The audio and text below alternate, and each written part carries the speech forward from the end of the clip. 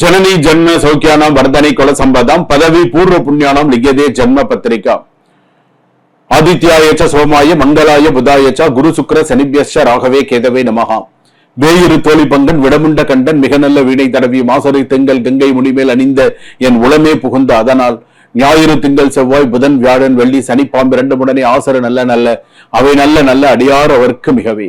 உலகெங்கும் வாழக்கூடிய next gen நேயர்கள் அனைவருக்கும் வணக்கம். நான் உங்கள் டாக்டர் வி ராஜ்குமார் சிவாச்சாரியார் பேசுகிறேன். மக்கள் ஜோதிடர், மருத்துவ ஜோதிடர். உங்களுக்கு இந்த வார ராசி பலன்கள் எப்படி இருக்கு அப்படிங்கறத நம்ம பார்க்க போறோம். இந்த வார ராசி பலன் அடிப்படையிலே கிரக நிலைகளை வைத்து நம்ம எப்படி இருக்கு அப்படிங்கறத நம்ம சொல்ல போறோம்.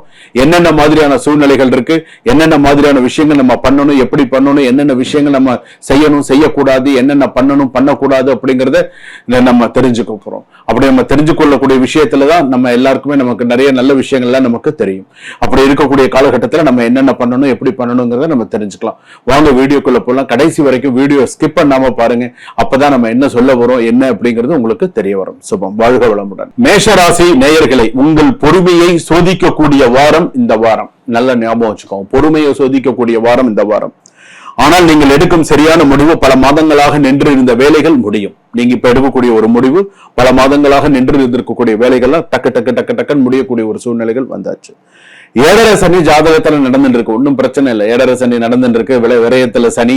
சோ ஜாதகத்துல கொஞ்சம் மேஷ ரிஷபம் மிதுனம் கடக சிம்மம் கொஞ்சம் பிரச்சனைகள்லாம் மனதளவுல இருக்கு.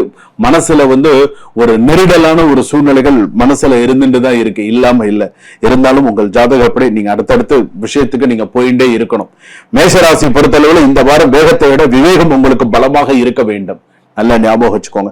யாருடைய வார்த்தையும் உடனே நம்பாமல் உண்மையை ஆராய்ந்து நல்லதாக முடிவெடுங்கள். எந்த முடிவை எடுத்தாலும் தொழில், புதிய ஒப்பந்தம், கூட்டு தொழில் அல்லது பெரிய முதலீடு செய்ய நினைத்தால் அனைத்திலும் ஆவணங்கள் எல்லாம் சரிபார்த்து செய்யலாமா வேண்டாமனு ஒரு தடவைக்கு 2 தடவை யோசிச்சு அதுக்கப்புறமா முடிவெடுங்க. ஒரு ஆளை பார்த்த உடனே நமக்கு தெரியும், இப்ப நம்ம செய்யலாம், இவங்ககிட்ட நம்ம கொடுக்கலாம், கொடுக்க வேண்டாம், செய்யலாம், செய்ய வேண்டாங்கிறது ஒரு முடிவு எடுக்க தெரியும். பிளைண்டா கண்மூடித்தனமாக யாரையும் நம்ப வேண்டாம். பணம், இஎம்ஐ, தவணை போன்ற பாக்கிய செலவுகள் மன அழுத்தத்தை ஏற்படலாம். தேவையற்ற செலவுகளை கட்டுப்படுத்துவது நல்லது. தேவையில்லாத செலவுகளை எல்லாம் கட்டுப்படுத்திக்கோங்க. உங்களுக்கு எதிரி உங்க வேலை செய்யற இடத்துலயே இருக்கான், கவனமா இருங்க. நீங்க வேலை செய்யக்கூடிய இடத்துலயே உங்களுக்கு எதிரிகள் இருக்காங்க. மறைமுக பிரச்சனைகள், மறைமுக எதிரிகள். நீ சிறப்பா வேலை செஞ்சாலுமே அவன் அப்படியே உன் மேல ஒரு பார்த்துட்டே இருக்கான். எப்ப எந்த சூழ்நிலையில உன்னை மாட்டி விடலாம், எப்ப என்ன சூழ்நிலையில உன்னை பண்ணலாம், கெட்ட பேர் உண்டு பண்ணலாம், யார் மூலமா கெட்ட பேர் உண்டு பண்ணலாம் அப்படிங்கிற மாதிரி இருக்கும்.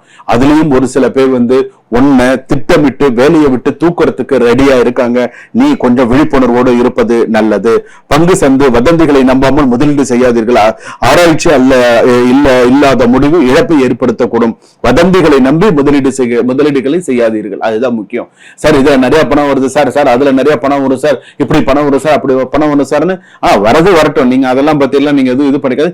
உங்க மூளைக்கு என்ன உண்டோ அதை யோசிச்சு நீங்க செய்யுங்க. அதுதான் நல்லது. அப்படி இதுல பண்ணுங்க. அவன் சொல்லிட்டு போயிடுவான். இப்போ நீங்க ஒரு இடத்துல ஏதாவது ஒண்ணு பார்க்க போறீங்கன்னு வச்சுக்கோங்களேன். நம்ம சரி பார்க்கலாம் அப்படின்னு நம்ம ஒரு முடிவு வச்சிருப்போம். சார் இன்னைக்கு மட்டும்தான் சார் இந்த ஆஃபர் இருக்கு, இன்னைக்கு இப்ப இந்த நிமிஷம் வரைக்கும் தான் சார், நாளைக்கு வந்தீங்கன்னா அது இருக்காது சார்னுவான். ஏன் நாளைக்கு வேற எங்கன்னா போயிடுமா அது?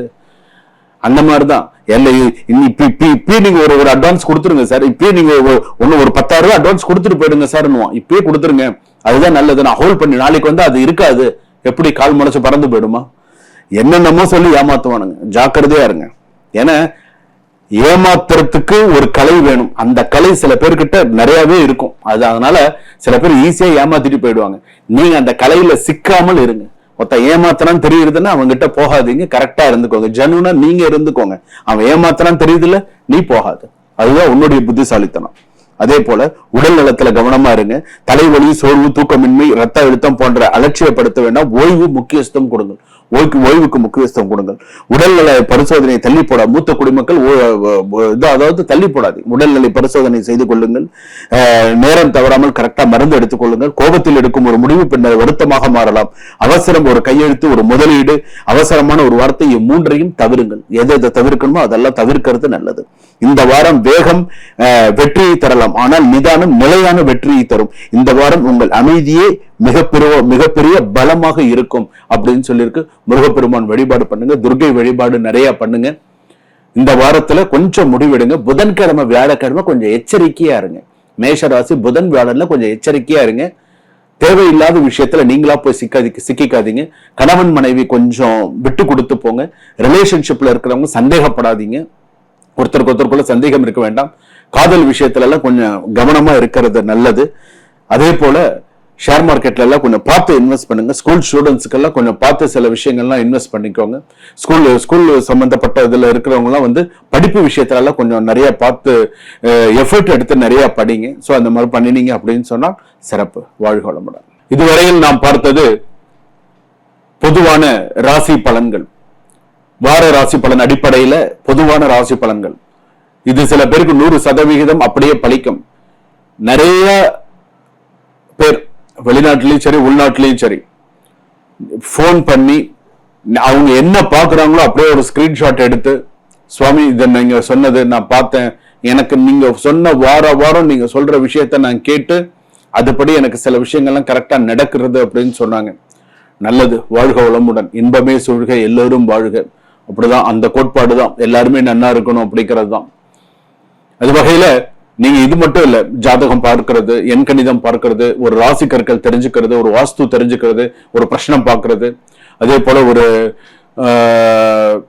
திருமண பொருத்தம் பார்த்துக்கிறது. ஸோ உங்களுக்கு வீடு கிரக பிரவேசம், ஸோ ஏதாவது ஒன்று செய்யணும், ஏதாவது முக்கியமா சந்தேகங்கள் கேட்கணும், கோர்ட்டு கேஸ், எனக்கு ரொம்ப வாழ்க்கையே எனக்கு தடங்களா இருக்கு, எனக்கு பிரச்சனைகளா இருக்கு, என் பிரச்சனையை நான் யாருக்கிட்ட சொல்றதுன்னு தெரியாம நான் முழிச்சுட்டு இருக்கேன், எனக்கு அந்த மாதிரி ஒரு விஷயம் இருக்கு அப்படின்னு சொல்லும்போது அந்த நேரத்துல உங்களுக்கு ஞாபகம் வர வேண்டியது யார் தெரியுமா? மக்கள் ஜோதிடர் ராஜ்குமார் அண்ணா இருக்காங்க, சுவாமிஜி இருக்காங்க. அண்ணா கிட்ட நம்ம கேட்டா நம்ம பிரச்சனைகள் நமக்கு கண்டிப்பா நம்ம தீர்றதுக்கான ஒரு சொல்யூஷனும் அது எப்படி பண்ணணுங்கிறதையும் அண்ணா சொல்லுவாங்க. அதுல இருந்து நம்ம வாழ்க்கை கண்டிப்பா மாறும் அப்படிங்கிற ஒரு எண்ணம் உங்க மனசுல வந்துருச்சு அப்படின்னு சொன்னா கண்டிப்பா அது உண்மையே 100% அந்த இறைவன் நடத்தி கொடுப்பான். நான் காட்டுறது வழி, இறைவன் முடித்து கொடுக்கிறது இறைவனுடைய வேலை. நான் காட்டுறது வழிதான், ஆனா யார் முடிச்சு கொடுக்குறா? இறைவன் முடிச்சு கொடுக்குறான். அந்த இறைவன் அந்த வழி காட்டுறது தான் நான். அதனால நீங்க எதை பத்தியும் கவலைப்படாதீங்க, நான் இருக்கேன். உங்களுக்கு எவ்வளவு பிரச்சனைகள் இருந்தாலும் என்கிட்ட சொல்லுங்க. ஆண்களாக இருந்தாலும் சரி, பெண்களாக இருந்தாலும் சரி, அண்ணா எனக்கு இந்த மாதிரி ஒரு பிரச்சனை இருக்கு, அண்ணா நான் என்னென்ன பண்ணணும், சுவாமிஜி எனக்கு இந்த பிரச்சனை இருக்கு, குருஜி எனக்கு இந்த பிரச்சனை இருக்கு, நான் இந்த பிரச்சனைக்கே எனக்கு ஒரு விடுவு சொல்லுங்க, இந்த என் பிரச்சனையில இருந்து ஒரு அப்பாயின்மெண்ட் எடுத்து ஒரு டைம் பிக்ஸ் பண்ணி ஒரு ஜாதகம் பாருங்க.